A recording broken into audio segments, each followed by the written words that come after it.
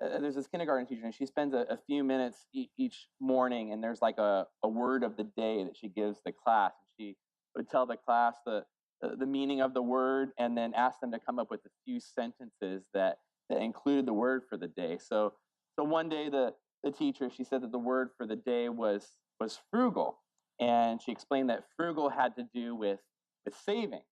And a frugal person is one that saves. And so she asked the class to come up with a sentence for the word. The class seemed a little bit stumped at first, kind of sat there in silence for a few seconds until one of the little girls in the class raised her hand. And instead of just the sentence, she came up with a little story.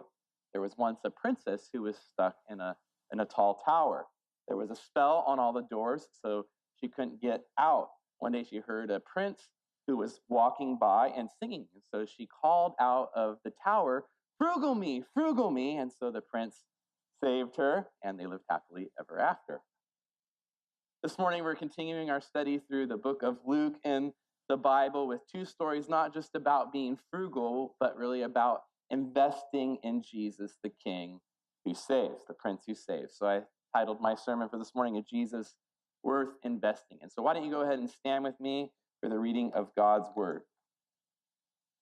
We are in Luke chapter 19, verses 1 through 27 this morning. He, as Jesus, entered Jericho and was passing through, and behold, there was a man named Zacchaeus.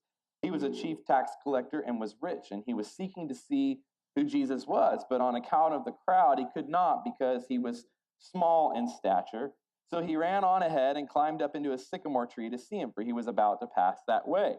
And when Jesus came to the place, he looked up and said to him, Zacchaeus, hurry and come down, for I must stay at your house today. So he hurried and came down and received him joyfully. And when they saw it, they all grumbled. He has gone to be the guest of a man who is a sinner.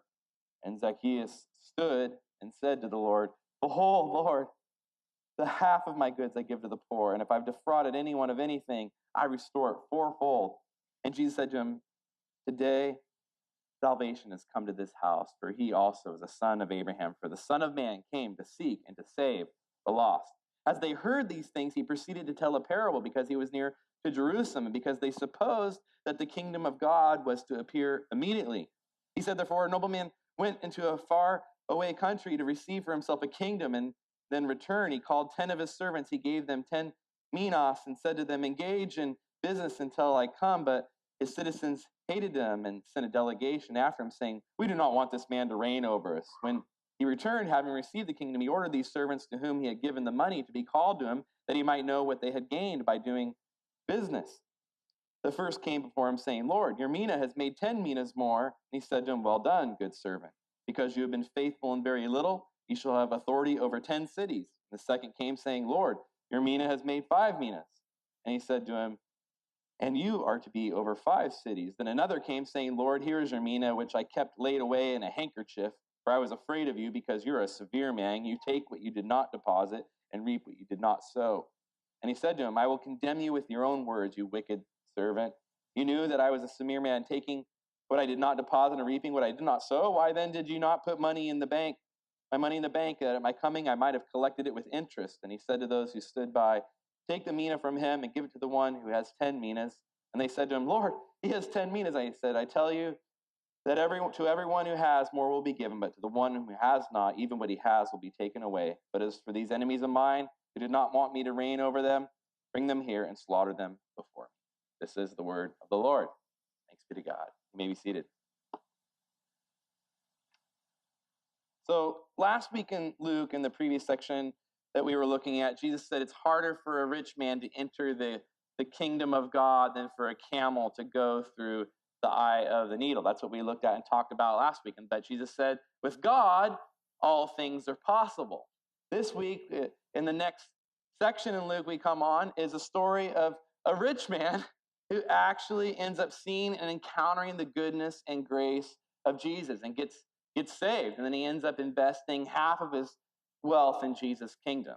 He's a camel who ends up going through the eye of a needle. Jesus follows up this story with his final parable in the book of Luke, which talks about 3 other people who encounter a king, but only 2 end up actually believing in him and investing in his kingdom.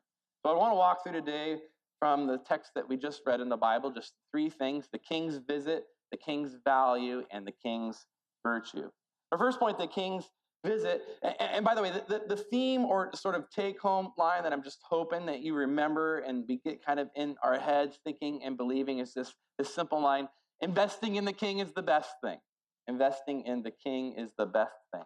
So in this first point, the king's visit, we see the story of Zacchaeus and then the story of these servants about the arrival of the king. And what Luke has really been talking about for many, many chapters now is been saying that with Jesus coming, he has announced the arrival of God's kingdom. The kingdom of God has come through Jesus, both through his healing hands and his healing words as the true and promised king to come. Just days from the scene that we're looking at today, Jesus will enter the city of Jerusalem, and they'll welcome him as their hopeful king, saying to Jesus, "Blessed is the king who comes in the name of the Lord." The question really then throughout our text today is whether or not we really believe in Jesus as King and Lord. That's what's put before us. Jesus is on his way to Jerusalem, and so he stops in this city, Jericho. Jericho was about 17 miles outside of Jerusalem, and it was one of the major sort of gateway cities where you had to go there to pay your taxes and tolls to pass through this. So Jericho was a rich city. There's a big crowd following Jesus. It doesn't say exactly how large, probably at least hundreds, maybe even thousands at this point. And as Jesus is walking down through the streets of Jericho, all of a sudden he stops, and a throng of people stop with him, and he looks up into a tree, and he sees this little man up in the tree. Jesus looks at him, and he speaks his name and says, "Hey, Zacchaeus, come down. I want to come over to your house today and have a meal. I want to eat and stay at your house today." Everyone around is shocked because they all know who Zacchaeus is, but they think that Jesus doesn't. Zacchaeus is a thief and a crook of the worst kind. He's a chief tax collector. And we've talked about tax collectors before, if you've been with us going through Luke. They were seen as thugs and gangsters.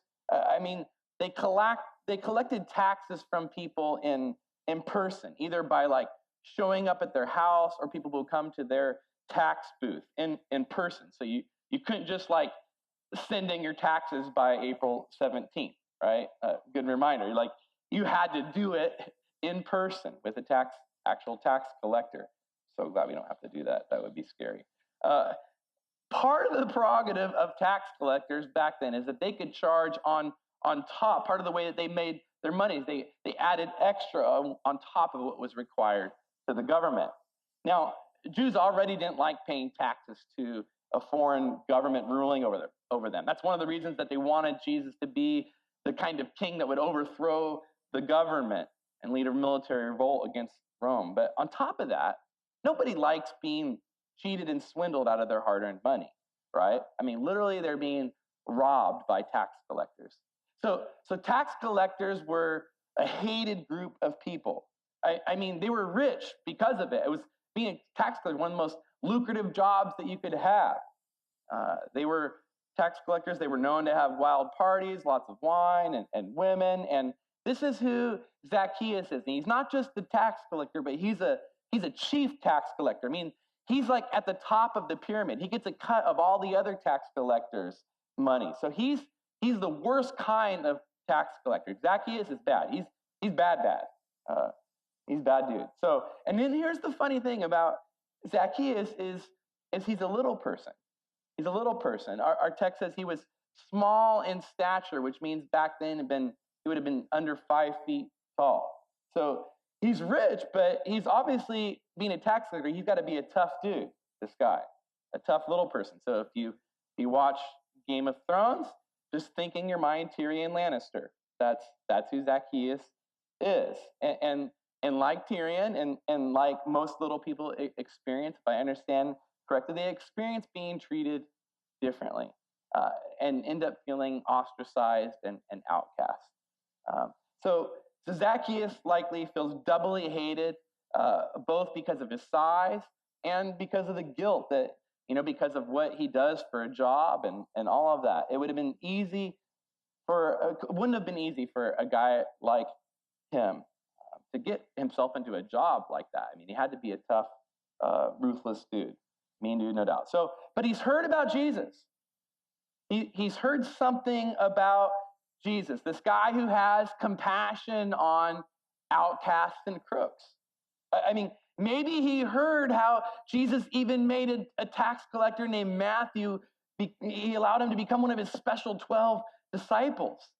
I mean, maybe he heard about how Jesus befriended and ministered to prostitutes. Maybe he heard about how Jesus accepted other outcast type of people with leprosy and blindness. Or maybe he heard about how Jesus welcomed all different people from different races and different colors of skin, and they were welcome to him. Maybe he heard about that and thought, maybe this Jesus, he could love and save me too. Maybe he would welcome me. He's curious. He's curious about this Jesus guy. He knows he's got no chance of actually seeing Jesus with his height, so he climbs this tree. And just as Jesus is about to walk under the tree, Jesus stops, speaks his name. Somehow he knows his name and says he wants to come to his house. Not only does Jesus somehow miraculously know his name, but coming into somebody's house, coming to your home means, that you're going to eat with them and be with them in their house. That means you accept them, that they welcome you. You want to be with them. You want to spend time with them. I imagine at that moment that Zacchaeus, he was so overcome with emotion and with just tears of joy. Verse 6 says he hurried and he came down and he received him joyfully. He receives Jesus with great joy. Joyfully. He's a changed man in that moment. Everyone around grumbles. That's the same word that the Bible used for those who rejected God in the Old Testament. They just grumbled, grumbled about God, thinking he mistreated them or wronged them, or somehow God has abandoned us. They grumble, think maybe just God's gone. People grumble, and then they grumble about Jesus, accusing Jesus of breaking the law.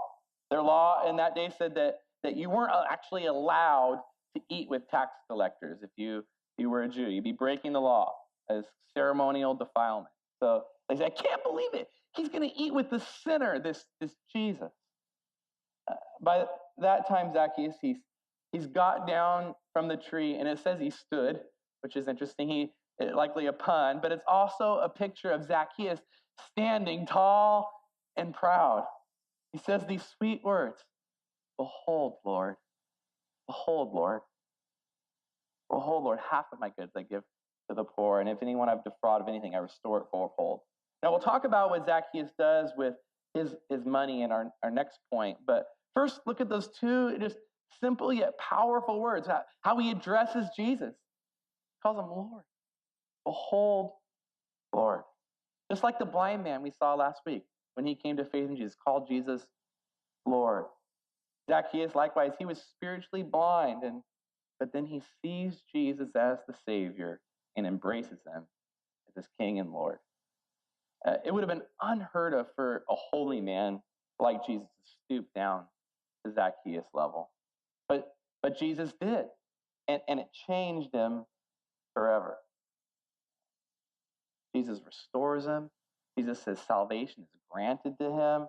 And then he's welcomed into Jesus' family, into God's family as a son of Abraham. Jesus stopped. He stopped everything to see Zacchaeus. He saw him. And then he invited himself over to his house for dinner. Just opens Zacchaeus up, opens Zacchaeus' heart to receive Jesus as Lord and King. You see, many people were attracted to Jesus for his fanfare. Sometimes we're just attracted to Jesus, kind of maybe interested a little bit, but Zacchaeus ends up being the one who is truly visited by Jesus the King. In the story of the servants that Jesus tells, maybe even when he was at Zacchaeus' house, because verse 11 says it was happening at the same time, the whole conversation says, Jesus says he tells a story, there's a king that comes from a faraway country, and many people hated him. The servants didn't, but even among the servants, there ends up being one that really doesn't believe that he was a worthy king. Jesus, he's the king. He's the king who came from a faraway country, he came from heaven, the country of heaven, earth. And the question for us is whether or not we believe in him and recognize him as King and Lord. The story today, it's a riveting story, isn't it? I mean, it's perhaps one of the best in Luke. It's a favorite story of the Bible. What it invites us into is seeing Jesus like Zacchaeus did. Seeing Jesus like Zacchaeus did and opening ourselves up to a visit from Jesus. The opportunity is to see Jesus and embrace him as King and Lord. How do you need to be visited by Jesus this morning? In the story, Zacchaeus, he'd heard some things about Jesus, and he was interested. He wanted to see and hear from Jesus. Want to see him and hear what Jesus had to say. So he climbs up this tree to investigate Jesus. Maybe you're here today and you're not yet a Christian. We're so glad that you're here, but you're interested. You're curious. I want to encourage you to just lean into that. Seek God out. Seek Jesus out and what he would have for you.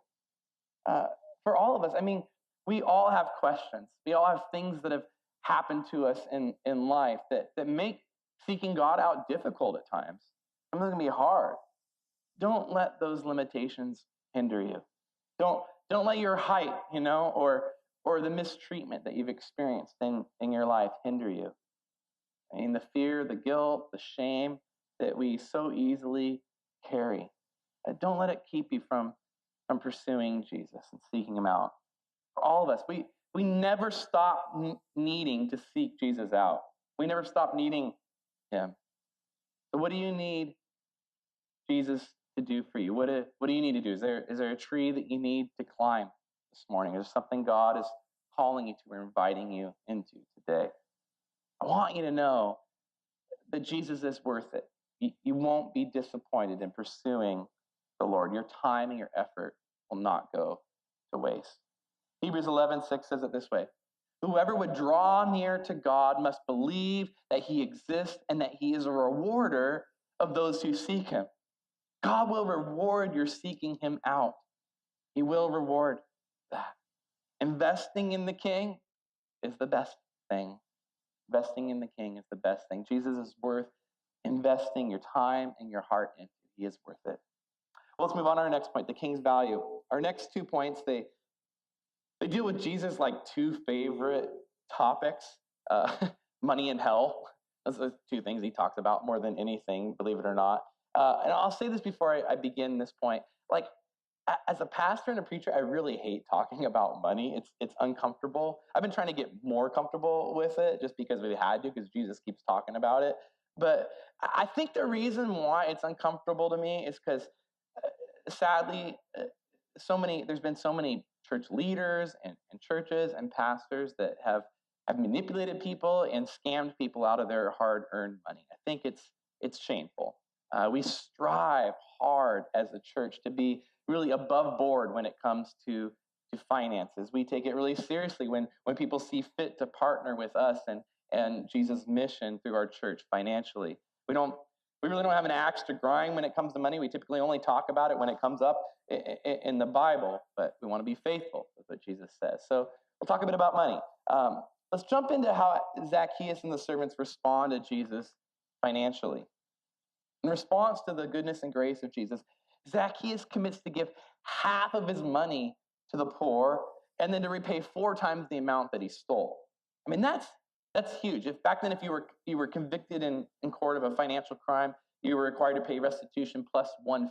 So this is way more than the law would even demand. And then on top of that, he gives half of his money away to the work of Jesus' kingdom. Would have been a lot of money. Would have been a lot of money. Do you know what your net worth is? Think of half of that. Half of what you own and have made in life.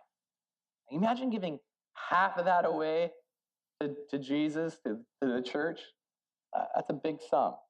Zacchaeus' response here, it shows how deep he felt about what Jesus did for him, his response. I mean, when we truly experience the love of God in our hearts and lives, then it always results in love and care for other people. You want other people to experience the same thing. It's just the way that it works. All of us in life, we've talked about this before, we have three things to give. We have three resources in life: your time, your talent, and your treasure. Time, talent, and treasure. Zacchaeus was saved. I mean, he was saved from his greed. He was saved from his pride. He was saved from his lack of self-worth. He was saved from his social exclusion. He was saved from future judgment from God. I mean, he was lost. And Jesus came to him and saved him.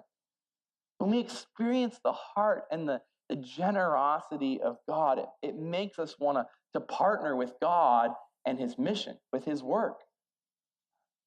That mission, what is that? That mission?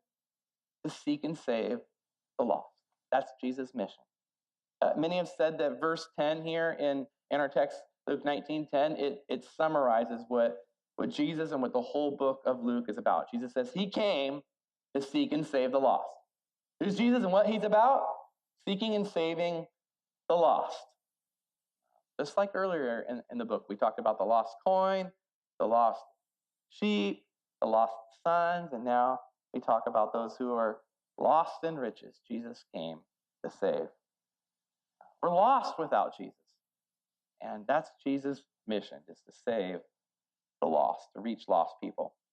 The other day, my family and I, we were having dinner and drinks with one of a non-Christian friends. His name's Gabriel, and with his daughter. And we were having a good time and talking, and he knows that I'm a pastor of a church. And so he asked me some really interesting and innocent questions. So he said, I own and run a restaurant. Like, how do you as a church, how do you make money? Do you charge people to come to church? And I was like, no, we don't do that. People just, they just give money, put whatever God has, put on their heart to give. And our members, they commit to giving a regular amount every month. And he said, wow, that's incredible. Like, why do they give? Like, the world kind of thinks it's crazy that you would give away your money to a church. Why would you do that? I said, well, I guess, like, from a business perspective, people feel like they're receiving something from the worship service or whatnot. But I think really the heart of our people, why they give, is because of our mission to reach the lost. That's our mission as a church. We're all about Jesus, and we believe that Jesus cares for people who are lost and who are broken and who are hurting, and believe that he's called us to reach lost people. I'm not kidding. His next response was, I want to come to your church sometime, because I'm on my second marriage, and man, I feel like I've been lost in life. He started talking to me about how broken he's felt for a long time. Zacchaeus, he was lost and broken, and he experienced the goodness and the grace of Jesus. Immediately, he commits to investing in Jesus' work financially. So did two of the servants that in the story that Jesus told. The story says that many people hated the king, but the 10 didn't, and then gave themselves to him as servants. Each of the servants are given 10 minas. So that's the equivalent of about 3 months worth of wages. So, you think about how much you make. Average income in San Diego is about $60,000 a year. So you kind of do the math, think, roughly $5,000 in today's money. One servant is able to multiply that by 10, 1,000% profit, so $50,000, and the other by 500% profit, $25,000. And to these good servants, Jesus says, well done, good and faithful servant. These two servants, they loved and they respected their king. They wanted him to be proud of him. They wanted to do well with his money and to see the king's kingdom multiply and spread. Jesus uses this story, clearly referring to himself as the king, encouraging people around to be the kind of servants that receive him as their king and then invest in his mission. What's the mission? Seeking and saving the lost. That's why we like to say here that money is simply a means for mission. All money is a tool to accomplish the mission. So we encourage people who are part of our church and members of our church to partner with us in that regularly. The more money we have, the more things that we can do. I'll give you an example. This last week, myself and my three girls were hanging out here for a bit on Tuesday nights with our Mercy Ministry, where we have a dinner with our homeless friends. And One of the guys who's just completed our church membership class, he came up and he said, "Hey, Pastor, I, I got this great idea I want to run by you. What do you think about, do you think as a church that we could purchase a trailer that has like sinks and showers in it so we could, minister to our homeless friends that way? And if it was a trailer, we could take it to other places in the city and do that." And I said, "Man, that's a great idea. I love that idea." But here's the thing, brother, like only about 20 to 30% of our church actually gives money regularly. I mean, we're barely making it month to month as a church right now. So we don't, as a church, just have this like stockpile of money to spend and use. So the best thing that you can do is regularly give to the church and encourage other people to do the same, because the more money that we have, the more things that we could do. And maybe we could do that someday. I love that idea. The more things we can do and the more people that we can reach. See, money is simply a means for the mission. Now, there's the obvious call to partner in the work of Jesus' kingdom financially, but it's not just money, right? Like we talked about earlier, there's also time and talent. Our three resources: time, talent, and treasure. Maybe you don't have a lot of money to give, but you got a talent. You've got something that you can offer for the work of Jesus. To use to be the hands and feet of Jesus in our city for his sake. Mission is to seek and save the lost. How do we do that with everything that we have? Stopping, seeing people, sharing with them the goodness and grace of God. I mean, think about these. I mean, we all get busy, right? Life gets busy, gets full, but we can't get too busy that we don't stop and see people and care for them like Jesus did with Zacchaeus. Are you seeing people? Do you see people and do you see past them into their heart and see their brokenness and see where they're lost and hurting and where they need the love of Jesus? Or do you like the people who are grumbling and just look down on people as sinners? Well, they're just sinners and it's all their fault. I'm better. We see people and they're lost. When's the last time that you invited yourself over to somebody's house for dinner? Or, I mean, that one's hard, but invite somebody to your house for dinner. When was the last time you had a meal or a drink with someone that, would be classified as a sinner? What are you doing with the resources that you have?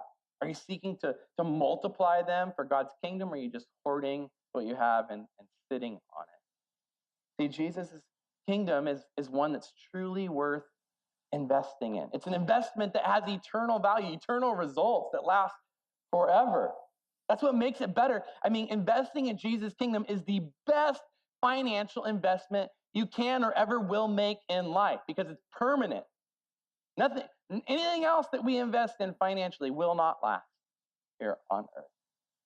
That's the goal, our goal, the goal of every Christian really is to use all the resources that we have so that one day we would hear those sweet and precious words from the Lord. Well done, thou good and faithful servant. Well done. That's what I'm living my life for, that I might hear those words one day. My Lord and King, Jesus. Are you living to hear those words? Jesus. God, help us to hear those words. Investing in the King is always the best thing. Well, let's move on to our last point for today. And this last point, we recognize that there's another side to Jesus' goodness. He's a just king. He's a just king. He's got loads and loads of grace, but there is a limit to that. He won't let obstinate rebellion and wickedness slide. There comes decision time. Jesus gives us time and space to seek him out, but that period of grace, it does not last forever. The final point comes from both the people in the crowd who grumbled at Jesus and then this third servant who does nothing with what the king entrusts him. He's condemned as a wicked enemy, he says, to be slaughtered along with the rest of the people that didn't want him as king.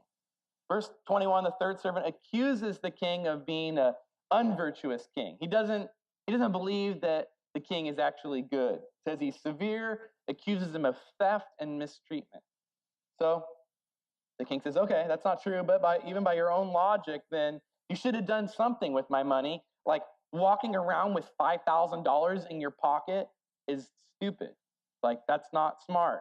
You should have at least put it in the bank. But Jesus points out ultimately that the wicked servant's issue was a heart issue. Verse 27, he says, these enemies, they didn't want me to reign over them. Didn't want it. What it boils down to often when it comes to our money, and not just really with our money, but really with our entire life, is that we don't want someone telling us what to do. We don't want someone reigning over us. We want to be our own kings and queens. We want to be our own lords. We want to have control. We want to be the ones calling the shots. The problem is it's too heavy of a burden to bear. None of us are meant to. Jesus calls us to let go, just to release, to let go and entrust ourselves to his care, to his rule, to his reign. Release our grasp. Having eternal treasure and favor of the King is better than hoarding earthly goods. When it comes to our resources, our time, talent, and treasure, this principle really does apply. Use it or lose it. Use it or lose it. We can either use what God has given us for his purposes, for his kingdom, or ultimately we'll lose not only everything we have, but we'll lose our life. We'll lose it all. Zacchaeus' first response to Jesus is to acknowledge him as Lord. Behold, Lord. In his book, Money, Possessions, and Eternity, great book by Randy Alcorn, he says this: can we put Christ before all, denying ourselves, take up our crosses, and follow him with no apparent effect on what we do with our money and possessions? The handling of money is a litmus test of our true character. It's an index of our spiritual life. Our stewardship of our money and possessions becomes the story of our lives. When Zacchaeus said he would give half of his money to the poor and pay back those he had cheated, Jesus did not merely say, good idea. He said, today's salvation has come to this house. This is amazing. Jesus judged the reality of this man's salvation based on his willingness. No, his cheerful eagerness to part with his money for the glory of God and the good of others. Jesus knew that none of us can enthrone the true God unless in the process we dethrone our other gods. If Christ is not Lord over our money and possessions, then he's not our Lord. There's a powerful relationship between our true spiritual condition and our attitude and actions concerning money and possessions. True riches are those that are valuable to God, that will last for all eternity. How does this all hit home? Kind of heavy on one hand, maybe. Kind of exciting on the other, I think. By acknowledging Jesus as the King and Lord of all of our lives and devoting our time and talent and treasure, we get to take part in something that really does last for eternity. And we'll see that. Oftentimes it doesn't look like it now and just like what's right before our eyes, but we will see it. We will see that eternal value. The story is told of two men who both owned farms. One was an atheist and the other was a devout Christian. The atheist was constantly annoyed at the Christian dude for always talking about God and how he trusted in God. It was all about God's kingdom and all that. So the atheist, he said to him, hey, one winter came along, he said, I got an idea. You plant your crops and I'll plant mine, and you pray to your God for your crops to do well, and I'll curse your God, and we'll see whose crops do better. Okay? So come October, let's see who has a bigger crop. October came. The atheist was delighted because his crop was larger. He said, see you fool, what do you got to say for your God now? And the Christian man, he said, my God, he doesn't settle all of his accounts in October. There's a day coming when you will see. So in light of this, how are you using what God is giving you for the work of his kingdom? How are you using your time? Do you see your time as just yours, or do you see your life as a gift from God? How are you using your time for the mission of Jesus' kingdom? What about your talent? What are you doing with the things that you can do, the things that you're good at, what you have to offer as a unique creature of God? How are you using your talent for him? How are you giving treasure? You spend it all on yourself, or do you give back to God, showing that really you're just a steward of his money like these servants in the story? Are you giving treasure?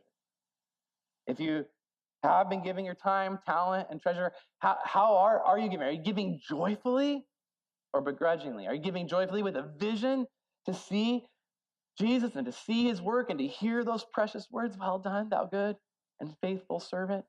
Are you living with a life with eternity in view, eternal value? May God help us to be like Zacchaeus and like the faithful servants, are all sinners. Help us to see that he's a Lord who saves sinners. He seeks and saves us who have been lost. We experience the goodness of the King, and then we devote our lives to him. Investing in the King is truly the best thing. I started out this morning talking about the kindergarten's teacher, her word for the day, frugal, meaning save, and the little girl's story of the prince who climbed up the tower to frugal the princess, to save the princess. We end today looking at a Jesus who didn't climb up a tower, didn't climb up a tree like Zacchaeus, but he climbed up a hill called Calvary as a sinner, even though he wasn't, to give his life on the cross for you and I. The reason that Jesus did it is so that we could see what really matters. Jesus is the King from a faraway country. He came from a long, long way, came from heaven to earth for us to give his life on the cross so that all of us who are lost might be welcomed into his family. His sons and daughters of Abraham receive the rich rewards of his kingdom. See, the truth is none of us have been perfect with our time, our talent, treasure. We've all misused those things. We've wasted time. We've wasted our gifts. We've wasted our money. All of us. We've all tried to be the kings and queens and lords of our own lives and failed. Jesus came, wasted nothing. He invested everything he had for us, even the clothes on his back. He gave his time. He gave his talent, his healing hands, his healing words. He gave all his riches so that we might be found in him. We're all outcasts and sinners like Zacchaeus. We've all been stupid like the wicked servant. And Jesus came as the good King to give his life for us so we could see his grace, his goodness, and then give all of our allegiance to him because we see how good he is and that he is better.